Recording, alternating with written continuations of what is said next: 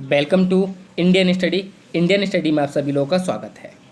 जैसा कि आप लोग जानते हैं, आप लोग की यूपी जीके की क्लास चल रही है और आज क्लास नंबर आपकी 2 है। कल मैंने एक क्लास ली थी जिसमें आपको पूरा ओवरव्यू दिया गया था उत्तर प्रदेश का। अब आज हम उत्तर प्रदेश के इतिहास के बारे में जानते हैं।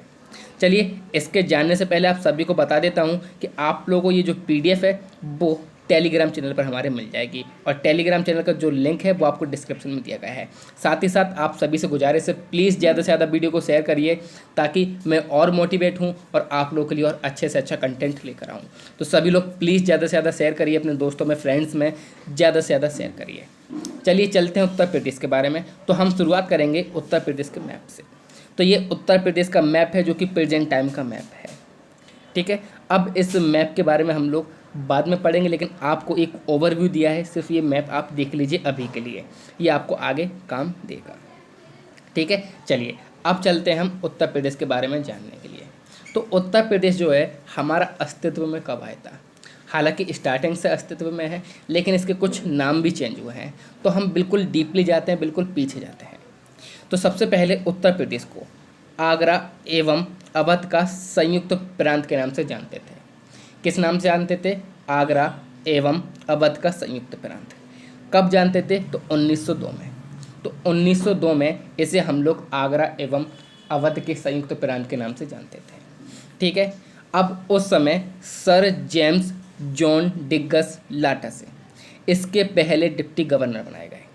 अब पहले डिप्टी गवर्नर बनाए गए, ना कि गवर्नर, क्योंकि ये कोई राज्य नहीं बना था उस समय पे, इसलिए ये पहले डिप्टी गवर्नर बनाए गए थे, सर जेम्स जॉन डिग्गस लाटसे। ठीक है, ये कौन थे? तो ब्रिटिशर्स थे। कौन थे ये? ब्रिटिशर्स थे। चलिए, तो सबसे पहले इसकी स्थापना कब हुई? 1902 में हुई। किस नाम से हुई? तो आगरा एवं अवध के संयुक्त प्रांत के नाम से हुई और सर जेम्स जॉन डिग्गस लाटसे इसके पहले डिप्टी गवर्नर बनाए गए। फिर एक और घटना हुई 3 जनवरी 1921 को। क्या हुआ? ब्रिटिश सरकार ने इस पर पूर्ण कब्जा कर लिया, यानी कि पूर्ण अधिकार हो गया ब्रिटिश का। अब ब्रिटिश का जो राज है अच्छे से चलने लगा था। तो इन्होंने क्या करा? पूर्ण राज हो गया। तो इन्होंने सबसे पहले तो इन्होंने क्या किया? हाँ, तो ये जब राज हो गया तो इन्होंने राज्यपाल बना लिया अपना खुद का। क्या कर लिया? खुद का राज्यपाल बना लिया। और राज्यपाल का नाम क्या रखा? सर स्पेंसर हारकोर्ट बटलर, जो कि आपको यहाँ पर दिख रहे होंगे। क्या हुआ? इन्होंने 1921 में पूरा कब्जा कर लिया, पूर्ण रूप से इन्होंने बोल दिया कि ये हमारा राज्य हो गया एक तरीके सा है। तो इन्होंने क्या कर दिया? इसको राज्यपाल बना दिया। किसको? सर स्पेंसर हारकोर्ट बटलर को अपना राज्यपाल बना लिया। ठीक है, अब ये 1902 में किस नाम से बना था? आगरा एवं अवध के संयुक्त प्रांत, यानी कि United provinces of Agra and Awadh 1902 में बना था। अब 3 जनवरी 1921 को क्या हो गया? यहाँ पर अधिकार हो गया पूर्ण अंग्रेज का, यानी कि ब्रिटिश सरकार का। तो इन्होंने अपने राज्यपाल बना लिए। राज्यपाल कौन बन गए? सर स्पेंसर हारकोर्ट बटलर बन गए। अब उसके बाद क्या हुआ? गवर्नमेंट ऑफ इंडिया एक्ट आया। क्या आया? Government of India act. कब आया था? ये सभी को पता होना चाहिए।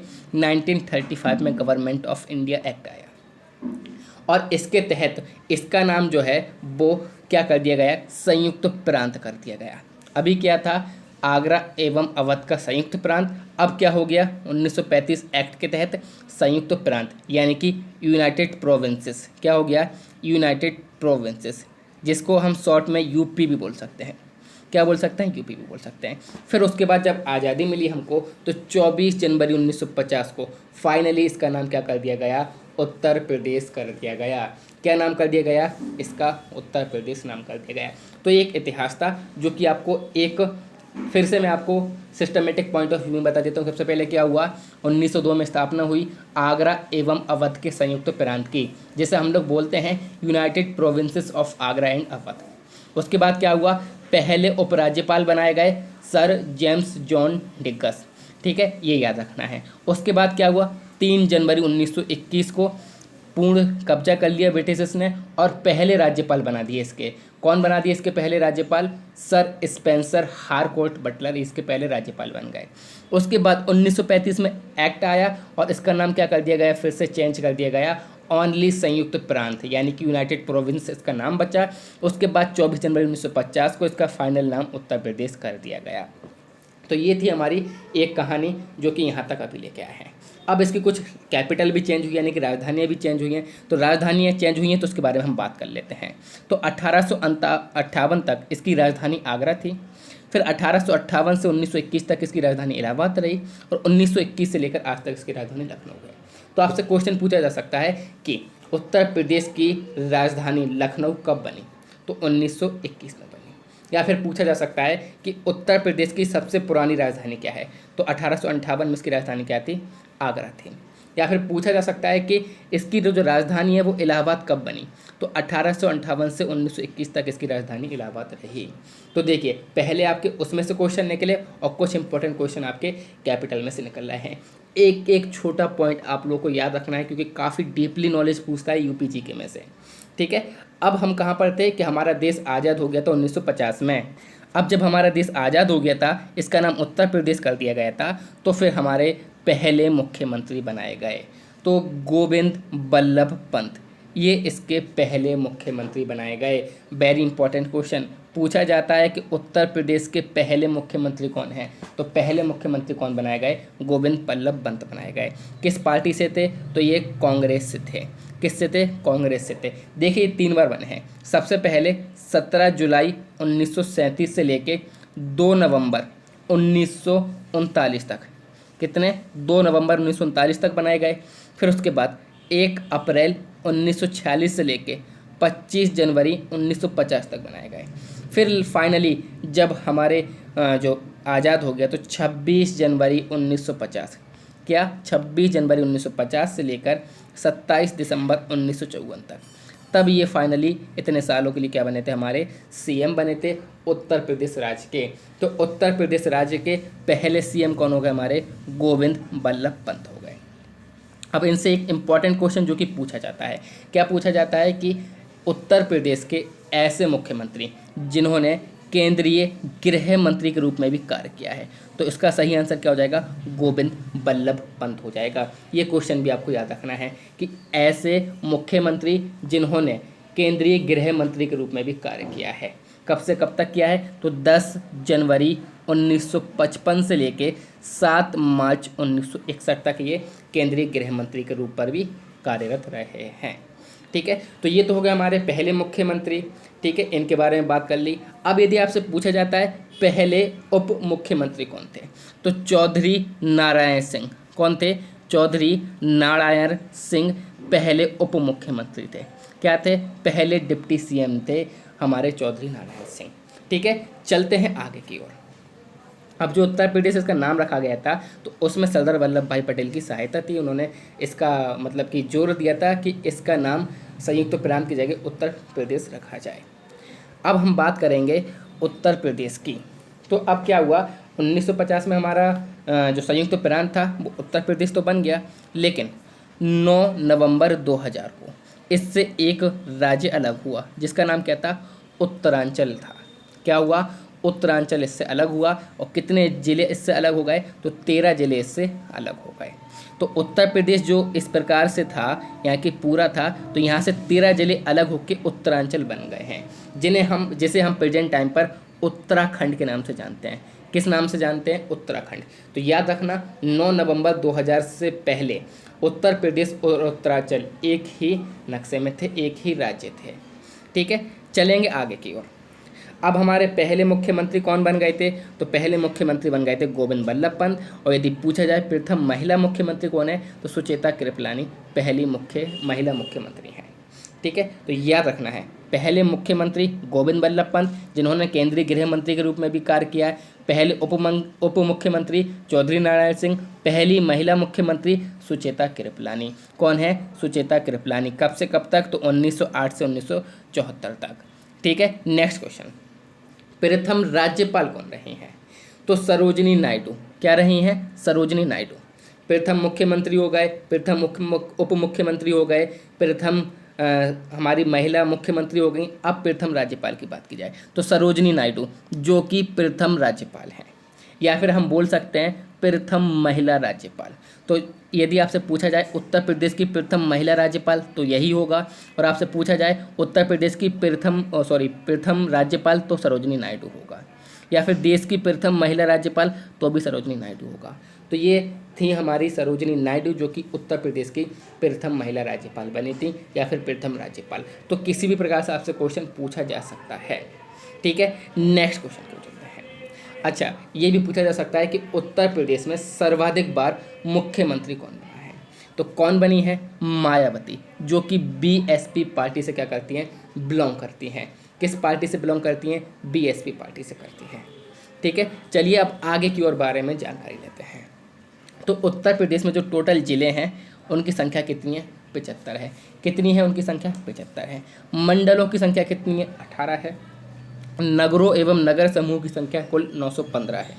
ये डाटा बहुत इंपॉर्टेंट है, आपसे पूछा जा सकता है। ग्राम पंचायत कितने हैं? 59,073 हैं। तहसील कितनी है? 349 है। नगर पंचायत कितनी है? 423 हैं। नगर पालिका परिषद 193 हैं और नगर निगम 16 है। यहाँ पर आप सभी चीज़ जानते होंगे जहाँ तक है।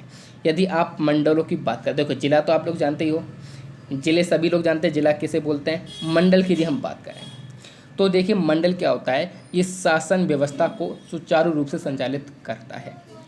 अब एक क्वेश्चन पूछा जाता है कि मंडल बड़े हैं या फिर जिला बड़े हैं? तो देखिए मंडल जो हैं वो बड़े होते हैं और प्रत्येक मंडल में 3 से लेके 6 जिले शामिल किए जाते हैं। और जो सबसे विकसित जिला होता है उसी को हम लोग मंडल का नाम देते हैं। किसका नाम देते हैं? मंडल का नाम देते हैं। तो ये क्वेश्चन पॉपुलर है कि मंडल और ज़िले में कौन बड़ा होता है? तो मंडल बड़ा होता है और एक मंडल में कम से कम 3 से 6 जिले सम्मिलित किए गए हैं। अब मंडलों से क्वेश्चन पूछा जाता है आपके कि उत्तर प्रदेश के किस मंडल में कौन सा जनपद आता है या किस जनपद के अंदर मंडल तो आएगा नहीं, तो कौन सा जनपद किस मंडल के अंदर है, ये आपसे क्वेश्चन पूछा जाता है। चलिए हम बात करेंगे। तो सबसे पहले तो हम बात करेंगे सहारनपुर मंडल। किसकी बात कर रहे हैं हम लोग? सहारनपुर मंडल की बात कर रहे हैं। और सहारनपुर मंडल में कौन कौन से मंडल आ रहे हैं? तो सहारनपुर आ रहा है, मुजफ्फरनगर आ रहा है, प्रबुद्धनगर या फिर इसे हम लोग गौतम बुद्ध नगर बोलते हैं। ठीक है, उसके बाद दूसरे मंडल की बात करेंगे मेरठ की, जिसमें कितने हैं? तो 7 जनपद हैं, जिसमें से मेरठ आ रहा है, गाजियाबाद है, बुलंदशहर है, गौतम बुद्ध नगर है, बागपत है और हापुड़ है। तो देखिए आपसे कैसे क्वेश्चन पूछा जाएगा? पूछा जाएगा कि बुलंदशहर जनपद किस मंडल के अंदर आता है? तो देखिए मेरठ मंडल के अंतर्गत आता है। ये लिस्ट आपको याद रखनी है।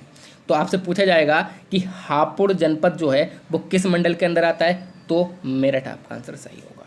ठीक है, अब यदि आपसे पूछा जाए कि बरेली जो मंडल है उसके अंतर्गत कितने जनपद आते हैं? तो 4 जनपद आते हैं। कौन कौन से आते हैं? तो बरेली, बदायूं, शाहजहांपुर और पीलीभीत, ये 4 मंडल आते हैं। फिर आपसे पूछा जाएगा मुरादाबाद के अंदर कितने मंडल आते हैं? तो मुरादाबाद के अंदर 5 मंडल आते हैं। मुरादाबाद, रामपुर, बिजनौर, ज्योतिबा फुले नगर और भीमनगर, ये 5 जनपद जो हैं वो मुरादाबाद मंडल के अंतर्गत आते हैं। इसी प्रकार से कानपुर मंडल के अंदर 6 जनपद आते हैं। कौन कौन से? कानपुर नगर, कानपुर देहात, इटावा, फर्रुखाबाद, कन्नौज, औरैया, ये मंडल ये जो कानपुर मंडल है उसके अंतर्गत आते हैं। इलाहाबाद मंडल के अंतर्गत कौन कौन कौन से आते हैं? तो इलाहाबाद, फतेहपुर, प्रतापगढ़, कौशाम्बी। इलाहाबाद, फतेहपुर, प्रतापगढ़, कौशाम्बी, ये जो है वो इलाहाबाद मंडल के अंतर्गत आते हैं। ठीक है, अच्छा झांसी मंडल, तो झांसी मंडल के अंतर्गत 3 आते हैं, झांसी, ललितपुर और जालौन। तो आपसे पूछा जाएगा कि ललितपुर जनपद किस मंडल के अंतर्गत आता है? तो आपको आंसर देना पड़ेगा झांसी मंडल, इसका बिल्कुल सही आंसर हो जाएगा। और देखिए एक नंबर आप लोगों के लिए काफ़ी इंपॉर्टेंट है, बहुत ही मायने रखता है कि 0.5 नंबर से सर हम रह गए 0.5 नंबर से, कितना दुख होता होगा। और आप लोग प्लीज़ सीरियस हो जाइए, क्योंकि अब ये आपकी ज़िंदगी का सवाल है। अब ये सिर्फ स्टडी नहीं बची है। यदि आप लोग अभी नहीं करते हो तैयारी, अभी भी आप लोग क्या करते हो, पिछड़े मतलब कि स्टडी लेके सोच रहे हो कि हाँ कर लेंगे स्टडी, तो आप भूल जाइए कि आपको ये जॉब मिलने वाली है। जॉब अब बहुत ही मुश्किल हो गया है। आप लोग जानते हो कि हमारे यहाँ कितनी कड़की चल रही है, यानी कि लॉकडाउन की वजह से हमारे यहाँ कितनी परेशानियाँ हो चुकी हैं। ऊपर से ये पैंडेमिक चल रहा है, कोरोना वायरस। तो आप लोगों के पास यार जो मौका है सामने, उसे क्यों जाने दे रहे हो? कर लो ना मेहनत।